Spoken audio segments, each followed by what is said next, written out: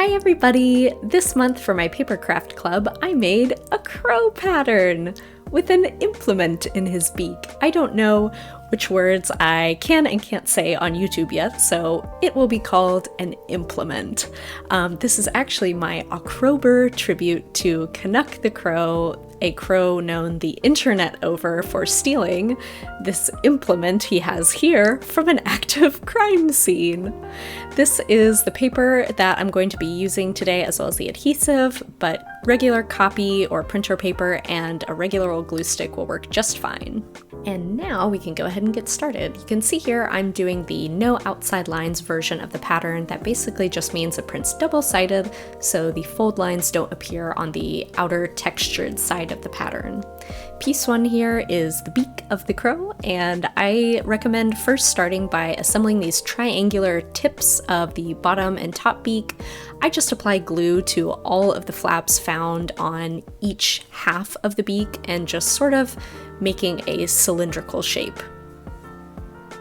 And you can see that dark section on the top half of the beak. Those are actually rictal bristles, which are, I think they're called proto-feathers, found on the top of the crow's beak. We don't know what purpose they actually serve for corvids, but they're there, and they're super cute too. It just, I don't know, just makes them look fuzzy. Now we can move on to piece 2. As you can see by those giant blank eyes, this will be the face and head of our sweet crow. And piece 2 is also really simple. I just think of it as 2 loops that need to be closed. So again, I just apply glue to all of these flaps and press them right into place. And now that we have piece 2 fully assembled, we can go ahead and attach the beak. Again, I apply glue to all of these flaps that remain on piece 2, and then just press the beak right into place. And I really recommend making sure that all of the flaps are on the inside of the beak. Make sure that you check both sides and the top and the bottom, because if you're using really strong adhesive like me, if the flaps start to dry into place and you need to work backwards a little bit, it's really hard to remove. So now we can move on to piece 3. This will be kind of the neck and the chest of our crow. And for this one, I recommend first assembling that first segment of this piece, which forms the neck, to make a closed loop, and then applying glue to the 4 remaining flaps to attach that to the crow's head. And once you have that done, you can apply glue to the remaining flaps and just press them right into place. Super simple.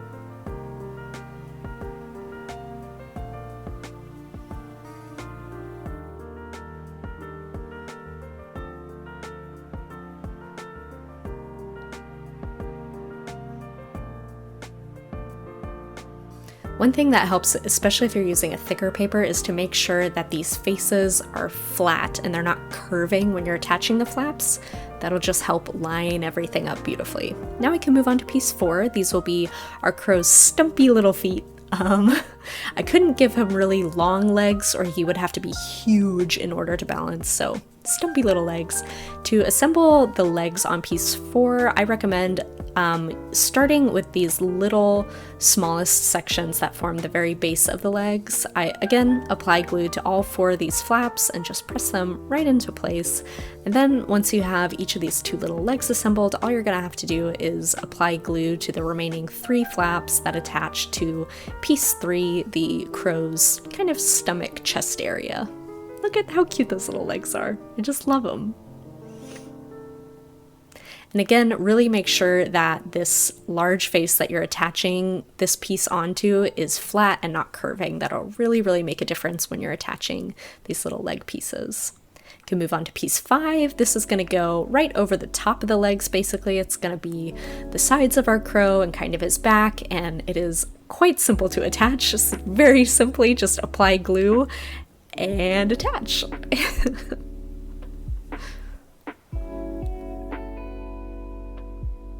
For larger pieces like this, sometimes I do like to go 1 flap at a time instead of just trying to do everything, get all the flaps in place and then secure everything, the corresponding flaps and edges. I find it easiest for longer edges like this to do it 1 at a time.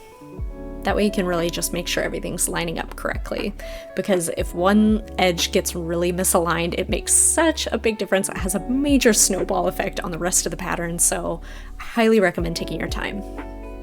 Piece 6, this is going to be kind of the base of the tail. It's another really simple piece. You can see where it attaches on the prototype. It only has 3 faces. The bottom of this piece is completely open, so don't freak out if there's a giant hole.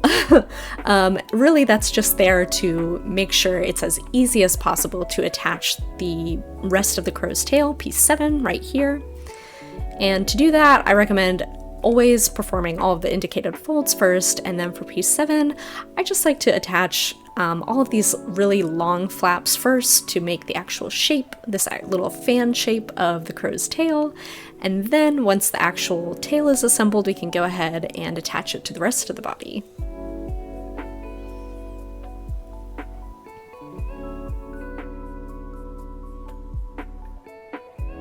You can see how it's going to attach just like that. There's going to be 3 flaps. You can see it'll connect onto that open area from the previous step.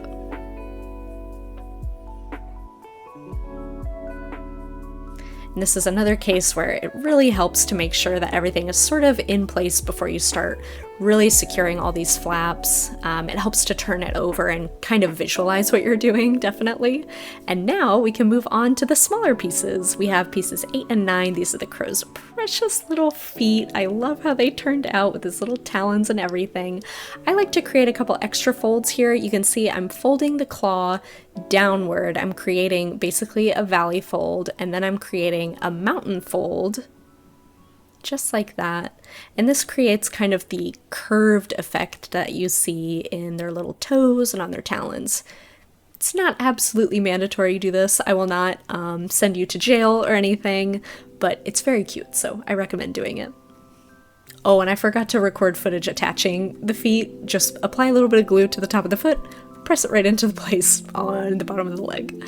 For steps, pieces 10 and 11, for these little rectangular flaps that you see on the top edge of the wing, you're just going to create a mountain fold there and then apply glue to the underside of the flap and press it right into place on kind of the nape of the neck area. That is the lower half of piece 3, where these wings are actually being attached right onto the edge of the back.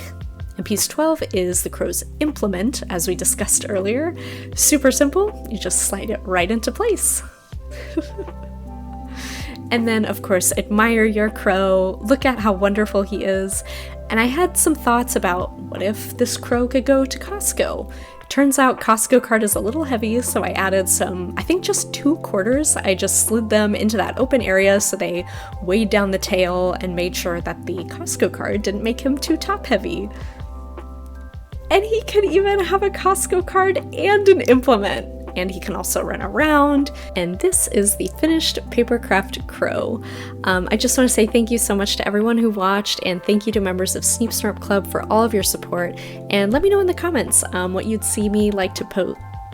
like to see me post in the future, however that sentence should be constructed, especially for Papercrafts. I'm thinking about doing another free pattern soon, so let me know.